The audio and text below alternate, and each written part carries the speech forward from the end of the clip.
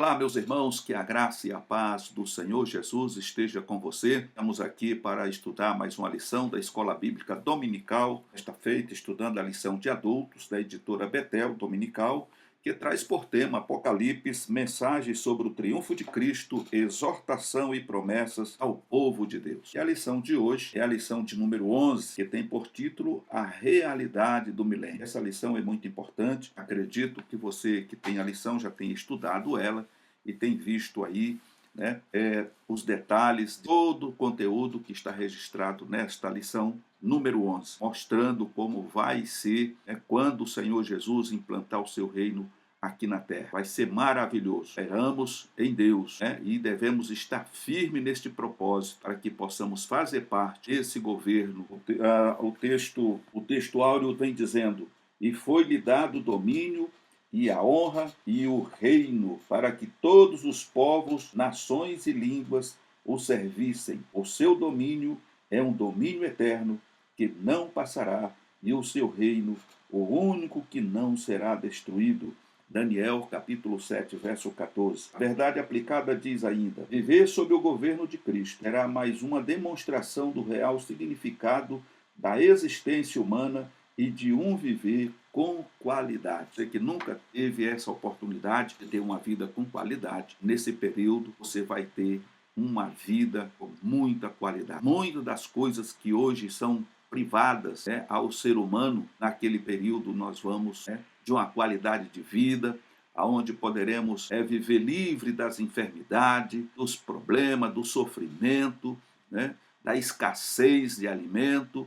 Enfim, nós vamos estar vendo nesta lição de hoje tudo o que está sendo prometido pelo nosso Senhor Jesus para aqueles que permanecerem fiéis até o fim. Vejamos ainda aqui os objetivos da lição, e são três, e o primeiro deles é mostrar o que ocorrerá no mundo após a volta de Cristo. Segundo, entender o que será o período do milênio, e terceiro, destacar as principais características do milênio. O texto de referência está registrado em Daniel, versículo 44, 45, e Daniel, capítulo 7, verso 27. O primeiro versículo diz assim: mas nos dias destes reis, o Deus do céu levantará um reino que não será jamais destruído, e este reino não passará a outro povo.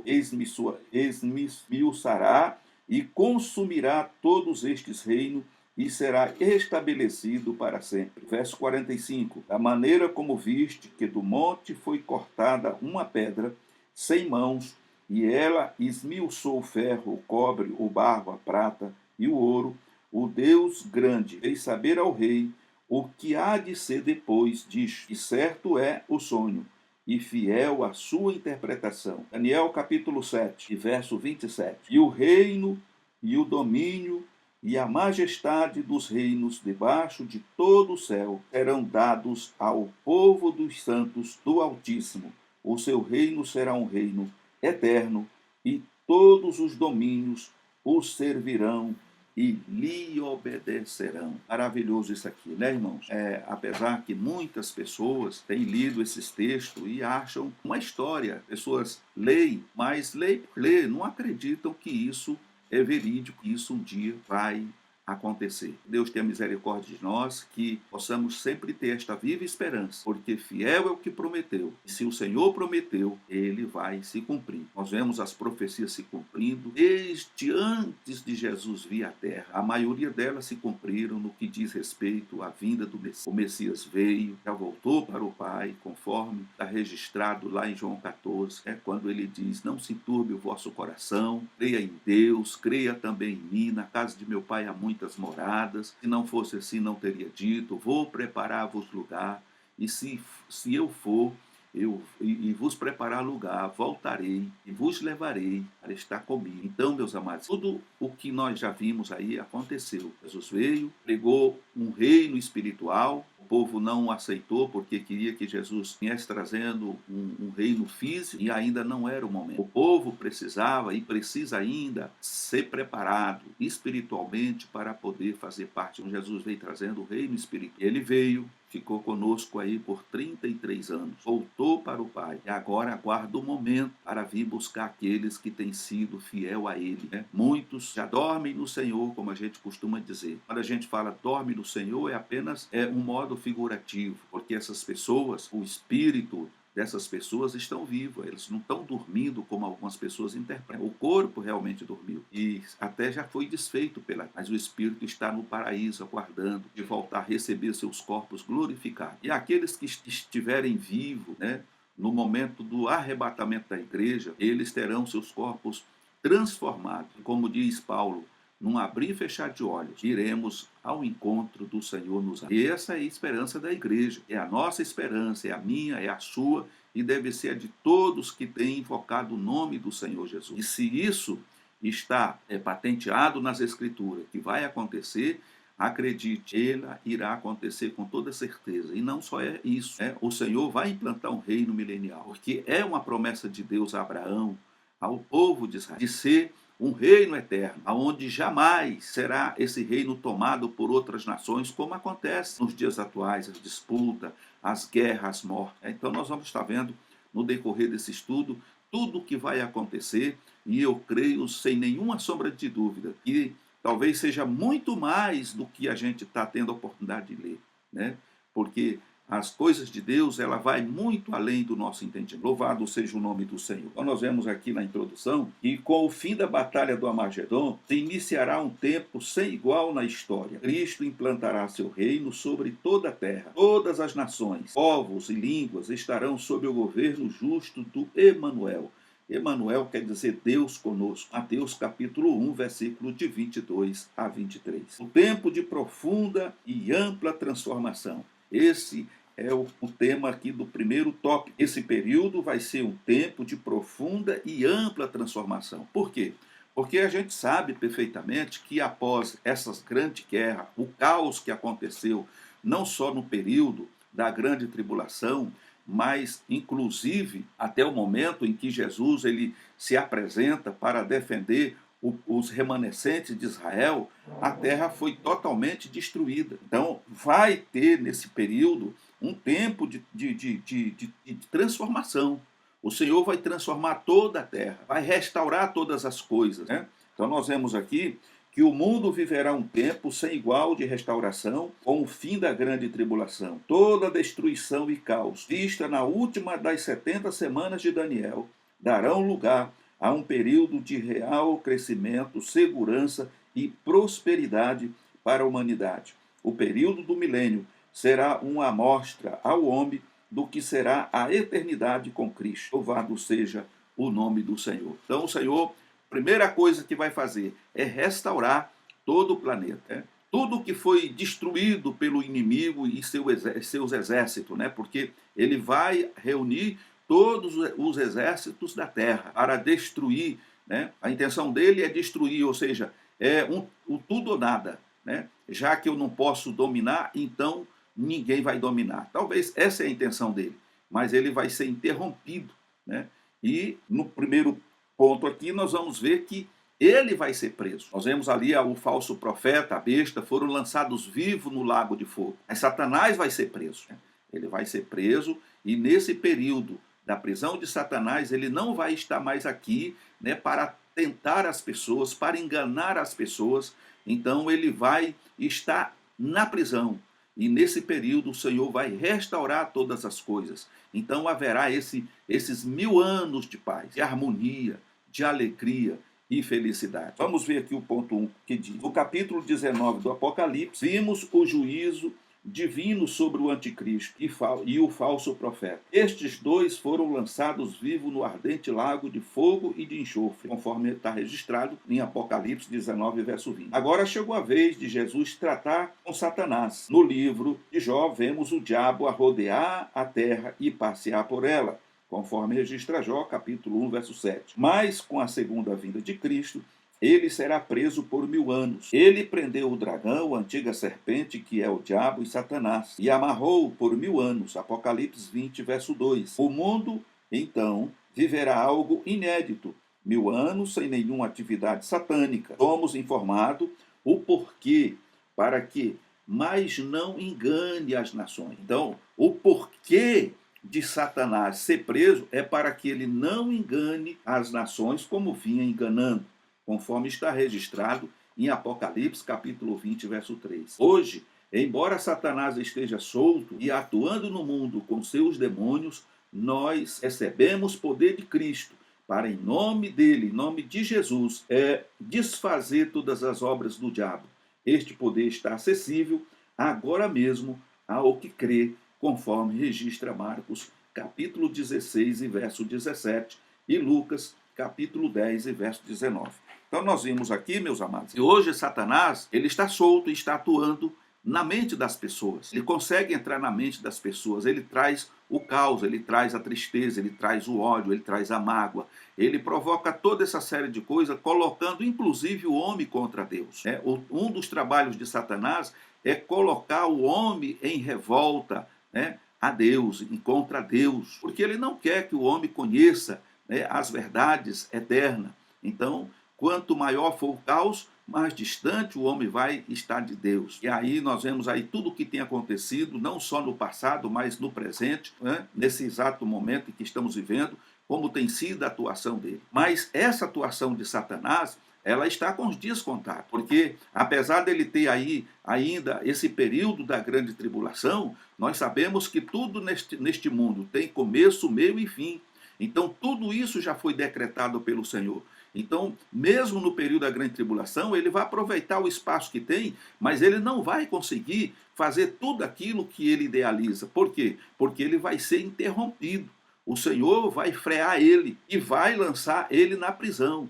E a partir do momento que ele for lançado na prisão, a mente das pessoas, elas serão mudadas. O ódio vai sair das pessoas, as mágoas vão sair, haverá 1000 anos de paz, de alegria, e não é somente para os cristãos, para aqueles que forem arrebatados. Não, é para todos os que sobreviverem esse período. Nesse período de 1000 anos haverá casamento, haverá indústrias, haverá toda uma vida cotidiana conforme a gente já está acostumado e conhece. Não é uma coisa isolada, uma colônia de férias para um grupo de pessoas apenas. É para toda a humanidade, para aqueles que vão nascer.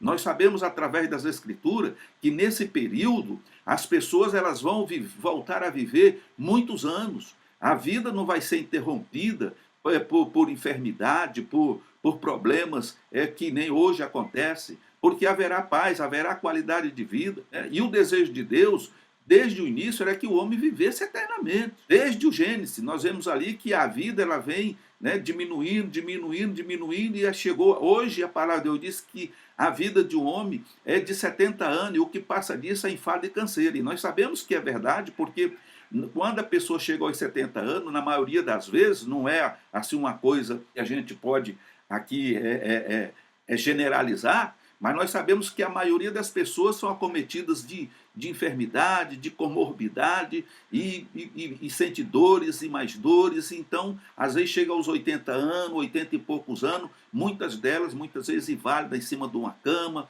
ou num hospital, ou numa cadeira de roda, ou andando de muleta. Por quê? Porque é enfado e canseira. E quantas dessas pessoas hoje, elas pedem ao Senhor o descanso, elas desejam a morte, porque estão cansadas de sofrer. Isso é uma realidade. Não estou dizendo que com todas as pessoas acontece, que nós temos pessoas aí com 85, 90 anos, que está firme e rígido, não está sendo nem puxado e nem empurrado, mas não é todos. E nesse período desses 1000 anos, isso vai acontecer novamente. Essas pessoas, elas vão chegar na velhice saudáveis, elas vão viver bem, terão qualidade de vida, porque quem está governando é o Senhor Jesus, e haverá paz, e haverá uma administração para todas as pessoas, não é apenas para um grupo fechado, como a gente está acostumado a ver hoje, que algumas pessoas têm um convênio que o povão paga, para tudo, vitalício, e as outras pessoas se acabam na fila do INSS esperam aí anos e anos, às vezes, por uma cirurgia e nunca acontece. Né? A gente fala isso, irmãos, porque isso é uma realidade nua e crua. Né? Não é um ataque às instituições. É porque as pessoas que estão lá para administrar essas coisas não estão preocupadas com o povo. Né? Infelizmente, estão preocupados com eles mesmos. Mas nesse período, quando Jesus governar, tudo isso vai ser diferente. Louvado seja o nome do Senhor Jesus. No ponto 2, nós vemos aqui que a partir de Jerusalém, Jesus governará o mundo. Então, as promessas feitas a Abraão com relação à terra e à sua semente, conforme registra Gênesis capítulo 12, verso de 1 a 3, e a Davi com relação ao seu trono e seu reino, se cumprirão no milênio. 2 Samuel, capítulo 7, verso 16. Jerusalém será a capital mundial do governo do Senhor Jesus. Naquele tempo, chamarão a Jerusalém o trono do Senhor, e todas as nações se ajuntarão a ela, ao nome do Senhor, a Jerusalém, e nunca mais andarão segundo o propósito do seu coração maligno. Os povos da terra subirão a Jerusalém, e de lá sairá a lei para os povos. E virão muitos povos, e dirão: vinde, subamos ao monte do Senhor, à casa do Deus de Jacó, para que nos ensine o que concerne aos seus caminhos, e andemos nas suas veredas, porque de Sião sairá a lei, e de Jerusalém a palavra do Senhor. Isaías capítulo 2, verso 3. Hoje, cristãos de todo o mundo viajam a Israel e pisam em Jerusalém, lembrando do passado bíblico inesquecível deste lugar, sem se darem conta de que estão pisando não apenas no passado, mas também no futuro. Então nós vemos que, desde o início dessas lições, nós estamos falando da promessa de Deus a Abraão. E como nós sabemos perfeitamente que Deus, ele não é homem para mentir, e que as suas palavras jamais cairão por terra, isso vai acontecer. Deus fez uma promessa a Abraão, e Deus fez uma promessa a Davi, que um sentaria no trono de Davi, e aquele que sentasse no trono de Davi seria um rei eterno, e que jamais, jamais esse reino seria entregue a outra nação. Então isso vai acontecer. Hoje, conforme diz aqui o comentarista, nós sabemos que muitos irmãos têm tido a oportunidade de ir a Jerusalém, a Israel, e têm visitado ali o túmulo de Jesus, têm visitado vários lugares ali aonde Jesus andou, aonde Jesus realizou milagres, mas muitas dessas pessoas talvez não se dê conta que ele não está apenas vendo e relembrando um passado que a Bíblia nos mostra,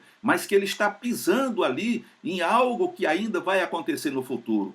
Com a restauração de toda a terra, tudo aquilo vai ser restaurado e o Senhor Jesus implantará o seu reino ali em Jerusalém e dali ele governará todas as nações da terra. E as pessoas irão agora para aprender do Senhor ali. Não haverá mais a maldade, a malignidade no coração das pessoas.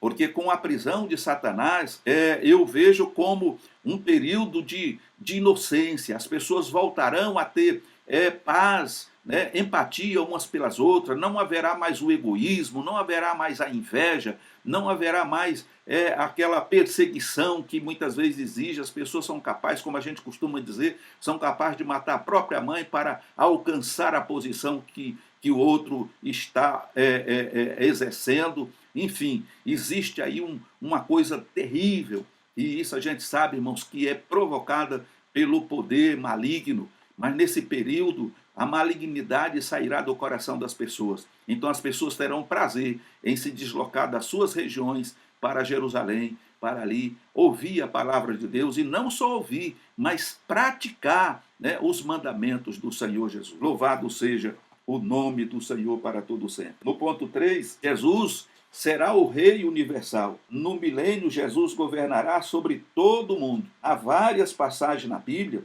que mostram isso, mas uma, sem dúvida, é emblemática. A estátua que Nabucodonosor viu em sonho. Tu, ó rei, estavas vendo, e eis aqui uma grande estátua. Esta estátua, que era imensa e cujo esplendor era excelente, estava em pé diante de ti, e a sua vista era terrível. Daniel 2, verso 3. Deus mostrou o futuro do mundo sobre os impérios gentílicos, identificados metaforicamente com os diversos materiais: prata, bronze, cobre, ferro e barro, cada um com suas características, todos passageiros, conforme registra Daniel, capítulo 2, 32 a 43. Daniel, no final de sua interpretação do sonho, diz: mas nos dias destes reis, o Deus do céu levantará um reino que não será jamais destruído, e este reino não passará a outro povo.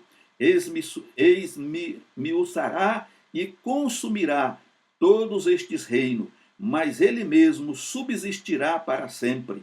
Daniel capítulo 2, verso 44. O cristão, ao andar em obediência à palavra de Deus, já vive sob a autoridade de Cristo e sente as bênçãos deste rei amoroso. Então, meus amados irmãos, tudo aquilo que Nabucodonosor viu no seu sonho ou na sua revelação era algo que aconteceria no futuro. Mas, por fim, eram reis passageiros, mas, por fim, se levantaria um rei que jamais passaria, seria um rei eterno, aonde nenhuma nação teria poder para tomar o seu reino, e ele jamais entregará esse reino a quem quer que seja. Então, nós vemos que se cumpriu esse período. Hoje, nós estamos vivendo sob a graça de Deus. Estamos vivendo sobre a graça nessa expectativa. E o comentarista aqui, ele afirma que todo cristão obediente ao Senhor já vive, sob a autoridade de Cristo e sente as bênçãos deste rei amoroso. Então nós já estamos gozando, até porque, conforme descreve o apóstolo Paulo, nós somos embaixadores de Cristo, representamos este reino, já fazemos parte deste reino espiritual, e fazemos parte do reino físico que será implantado na terra. Não sei quantos anos eu vou viver, você também não sabe quantos anos vai viver ainda nesse plano, mas o importante é que no dia que esse reino for implantado, se formos obedientes ao Senhor até o fim, nós estaremos com o Senhor novamente, e agora vivendo eternamente com o Senhor, aonde a morte não vai ter mais poder sobre a nossa vida, as enfermidades não terão poder sobre as nossas vidas, mas teremos um corpo glorificado, semelhante ao corpo de Cristo, e estaremos com Ele para sempre. Louvado seja o nome do Senhor. No tópico de número 2, nós vamos ver aqui sobre a definição do milênio. O milênio é um período de 1000 anos. Vezes encontramos no capítulo 20 do Apocalipse a referência a este período de tempo. Apocalipse capítulo 20, verso de 1 a 7. É o tempo no qual Satanás será amarrado e lançado no abismo. Apocalipse capítulo 20, verso 3. E o Senhor Jesus governará triunfante sobre toda a terra. No primeiro ponto, nós vamos ver aqui sobre a questão do derramamento pleno do Espírito Santo. Eu já ouvi muitos estudiosos e pregadores dizendo que nós estamos vivendo, já aconteceu esse período do grande derramamento do Espírito Santo. Mas preste atenção aqui, o texto diz aqui que há de ser, falando aqui sobre Joel capítulo 2, verso 28, e há de ser que depois derramarei o meu espírito sobre toda a carne, e vossos filhos e vossas filhas profetizarão, os vossos velhos terão sonhos, os vossos mancebos terão visões. Esta conhecida profecia de Joel é mencionada por Pedro no dia de Pentecostes, como se cumprindo naquele momento. Atos 2, 16, 21. Desta forma fica claro que esta profecia começou a se cumprir no mundo, no derramamento do Espírito na igreja. Mas no milênio, toda a terra verá esta profecia se cumprindo. Será um reino terrestre, mas de profundo caráter espiritual, onde os santos têm comunhão e a apatia espiritual e frieza para as coisas de Deus darão lugar a um fervor genuíno e amor a Deus por toda parte. Enquanto este tempo não chega, cabe ao cristão buscar de todo o coração ter uma vida cheia do Espírito Santo. Aqui, num ponto que eu quero chamar a atenção, ficou um pouco, no meu ver, sem um entendimento. Aqui quando fala, essa profecia será cumprida. será um reino terrestre, mas de profundo caráter espiritual, onde os santos têm comunhão e apatia. Então, essa palavra aqui, acho que faltou alguma coisa, mas no meu entendimento é o seguinte: hoje, muitos cristãos têm essa apatia concernente ao que fala a comunhão. Existe uma frieza espiritual para com as coisas de Deus. Mas nesse período do milênio, as pessoas, os cristãos, darão lugar a um fervor genuíno e ao amor de Deus por toda parte. Então, hoje existe essa frieza espiritual. Já não se busca mais o batismo como Espírito Santo, como acontecia no passado. Já não se busca mais os dons espirituais. Em muitos lugares a teologia resolve tudo. Antigamente era diferente. Para você ser um obreiro na casa do Senhor, você tinha que ser crente, dar bom testemunho e ser batizado como Espírito Santo, para que você pudesse fazer parte do ministério da igreja ou um cooperador. Mas hoje, muitas vezes, você vai numa escola, num seminário, você faz o curso teológico e sai de lá pastor. Muitas vezes não é batizado com o Espírito Santo porque parece que o Espírito Santo perdeu o efeito, já não é mais necessário. Então, essa apatia concernente ao Espírito Santo a gente vê nos dias atuais. Nós participamos de culto que um velório é muito mais animado, porque o velório tem choro, tem lamentação, e em muitos cultos por aí a gente não vê isso. Você entra mudo e sai calado, ou sai calado e entra calado e sai mudo. Canta até estourar que nem cigarra, e aquilo se torna uma coisa enfadonha. A palavra é seca, não tem unção de Deus, é aquilo que Paulo diz, é um ferro tinindo no outro, e você entra vazio e sai vazio, porque falta a unção do Espírito Santo, e as pessoas não estão preocupadas em se envolver com o espiritual, até porque vive transigindo com o pecado. Elas vivem transigindo com o pecado, meus irmãos. Elas não querem compromisso com Deus de verdade, elas querem apenas ter uma religião e um título de cristão, mas elas não são pessoas convertidas realmente ao Senhor. Elas não passaram por um novo nascimento, porque quem passa pelo novo nascimento busca as coisas que são de cima, busca um renovo espiritual, busca dons espirituais, busca o batismo com o Espírito Santo, busca uma nova comunhão com o Senhor a cada dia. Ela tenta ampliar essa comunhão com o Senhor, ela se envolve com o Senhor, ela abre mão do pecado, da idolatria, da imoralidade, porque ela tem prazer na lei do Senhor e, como diz o Salmo, nela medita dia e noite. Então nós vivemos esse período. E aqui, talvez, na tradução aqui, no comentário, na hora de escrever, faltou esse complemento. Mas que nesse período do milênio, as pessoas, mesmo aquelas que sobreviverem nesse grande período e que vão fazer parte desse governo milenar de Cristo, elas vão se envolver com o Senhor. Elas vão buscar, elas vão ter agora uma empatia com o Senhor, elas vão se interessar pelo espiritual, pelos dons. Mas nesse período da igreja, irmão, nós estamos aquém daquilo que deveríamos estar.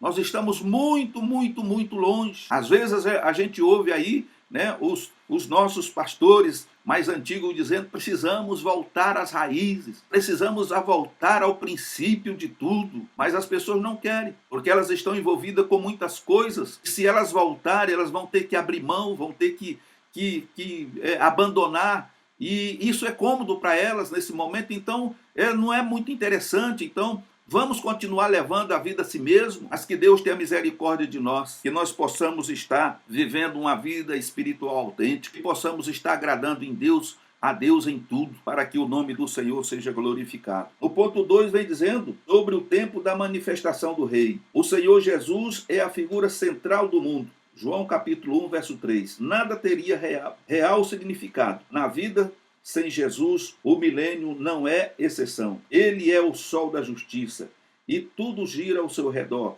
Malaquias capítulo 4, verso 2. Em sua segunda vinda, Cristo é o filho de Abraão e tem direito sobre todo o território de Israel, conforme registra Gênesis 17, verso 8, Mateus capítulo 1, verso 1, Gálatas capítulo 3, verso 16. É também o filho de Davi, sendo assim o herdeiro por direito ao trono e ao governo. Isaías capítulo 9, verso 7, Mateus capítulo 1, verso 1 e Lucas capítulo 1, verso 32 a 33. O Filho do Homem mostra seu poder de estabelecer e exercer o juízo, e deu-lhe o poder de exercer o juízo, porque é o Filho do Homem. João capítulo 5, 27. Ele é o rei de toda a terra. Zacarias capítulo 14, verso 9.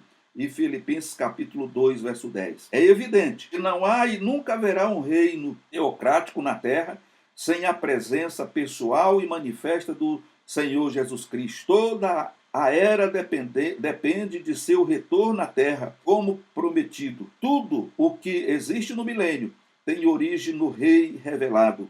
O milênio não poderia existir sem a manifestação de Cristo, de quem depende toda a era milenar. Então nós vemos aqui que pelas profecias, pelo que está registrado nas Escrituras, será entregue nas mãos do Senhor Jesus. Ele é o descendente de Abraão, ele é o sucessor de Davi no trono, ele governará Jerusalém, ele governará toda a terra, ele implantará o reino milenial na terra, e sem ele nada disso poderia acontecer.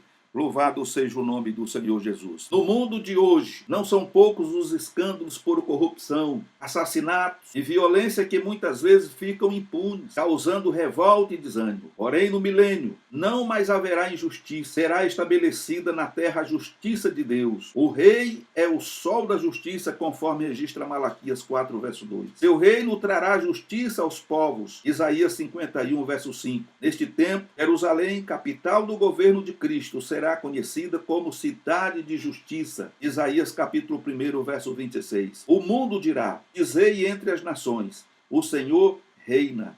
O mundo também se firmará para que se não abale. Ele julgará os povos com retidão. Salmo 96, verso 10. Por isso, aprendemos na oração que Jesus nos ensinou como modelo a dizer: venha o teu reino, seja feita a tua vontade, assim na terra. Louvado seja o nome do Senhor Jesus. A justiça será o termo descritivo que caracterizará o governo do Messias como um todo. Cristo será um rei que rege com justiça. A justiça será o cinto dos seus lombos. Ele julgará com justiça os pobres, e ao julgar e buscar a justiça, ele será rápido em efetuá-la. Então o Senhor Jesus, ele vai implantar o seu reino, vai julgar com justiça, não haverá mais aquilo que a gente costuma ver e que é horroroso, a corrupção ativa e passiva, não haverá mais aquilo que a gente está acostumado a ver nesse mundo corrupto, né? Porque o Senhor Jesus, ele vai tratar todos com justiça. O culpado não será inocentado, e o inocente terá a justiça feita, receberá a justiça. Então, irmãos, é isso que o mundo precisa, é isso que a humanidade espera um dia, porque hoje as leis, elas são criadas para favorecer aqueles que podem pagar mais. Dificilmente você vê um pobre sendo inocentado.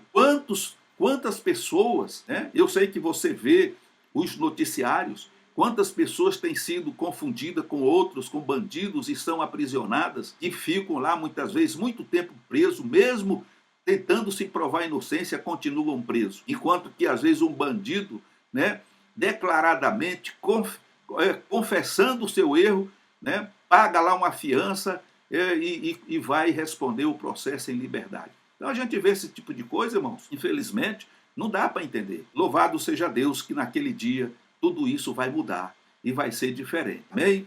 Louvado seja o nome do Senhor Jesus. No terceiro tópico, nós vamos estar vendo aqui sobre as características do milênio. O mundo viverá seu ápice em todas as áreas por ocasião do milênio. Mudanças significativas e profundas serão vistas. Por exemplo, no reino animal, onde acabará a ferocidade dos animais e estes ficarão mansos, conforme registra Isaías capítulo 11, verso 6. Na existência humana, as enfermidades serão banidas, e teremos um mundo sem epidemias e pestes. Isaías 35, versos de 5 a 6. A sociedade experimentará os benefícios de fazer parte do reino de Deus. Então, aqui, como eu já disse a princípio, não é um reino apenas para os cristãos. É um reino para toda a humanidade, para todos aqueles que viverem esse período. E nós vamos desfrutar de um período, ou seja, as pessoas vão poder desfrutar de um período onde não haverá mais enfermidades, epidemias.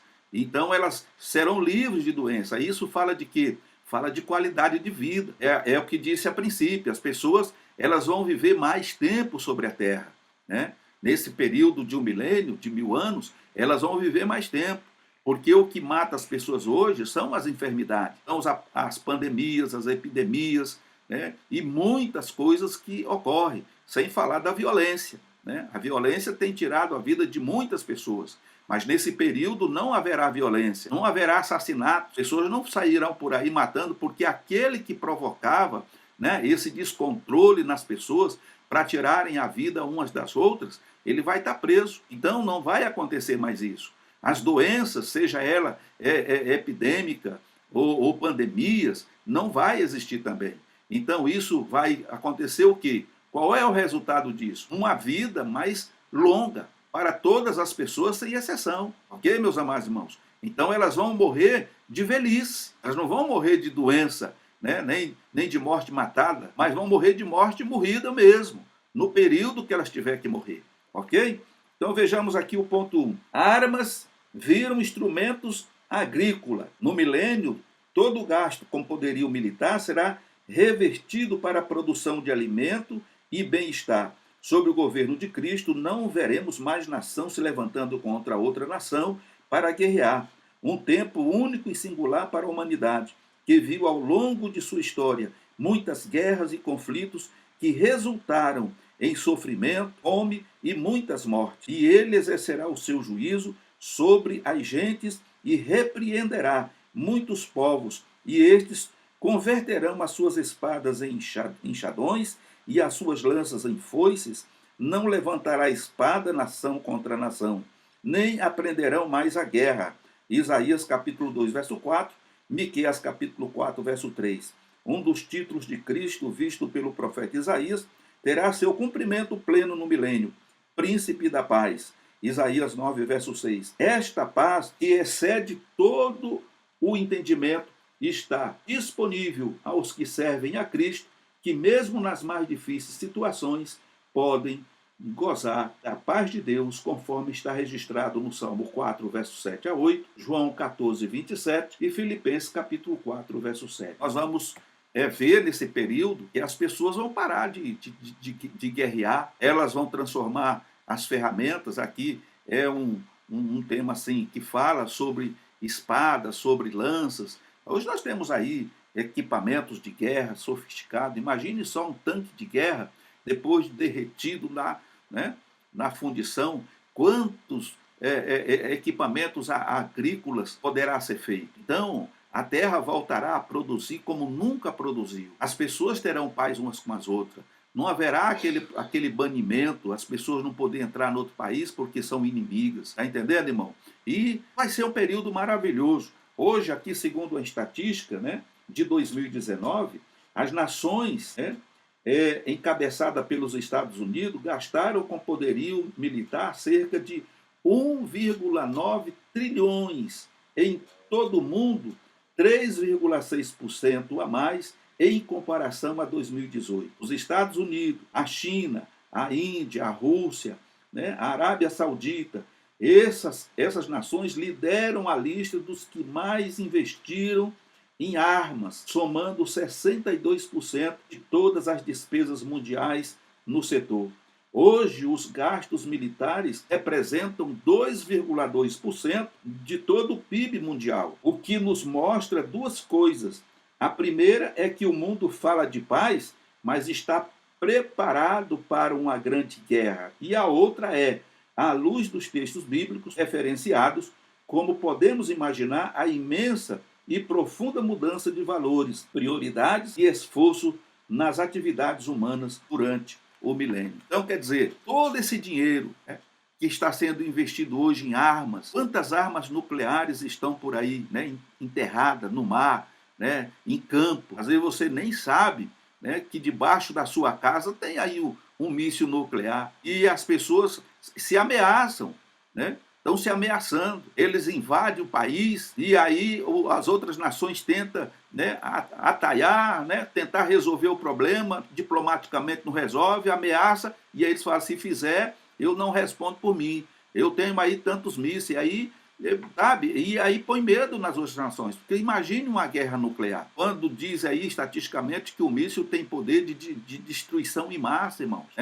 dependendo do tamanho do estado, do país, ele pode devastar um país. E, segundo estatística, já existe mísseis nuclear enterrado por aí, né, que poderia destruir a Terra aí centenas de vezes. Então nós estamos sentados ou vivendo em cima de uma grande bomba. E então uma nação tem medo da outra. Ninguém quer enfrentar uma nação porque não sabe qual seria, né, a consequência dessa intromissão.